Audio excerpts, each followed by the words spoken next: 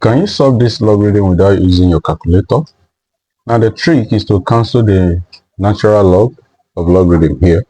Now let's dive into it. We shall use natural log of A minus natural log of B is equals to natural log of A over B. So that's the trick we shall use. Now the expression becomes natural log of x plus 1 over x minus 1 is equals to natural log of 3. Since we are removing this log, so we now have x plus 1 over x minus 1 is equals to 3. Then you cross multiply. So when you cross multiply, you have 3 into bracket x minus 1 is equals to x plus 1. You clear the bracket. 3x minus 3 is equals to x plus 1. So 3x minus s is equals to 1 plus 3. 2s is equals to 4.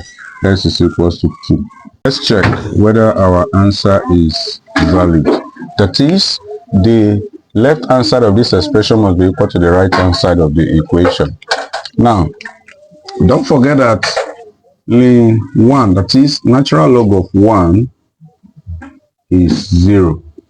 So have that in mind. Now,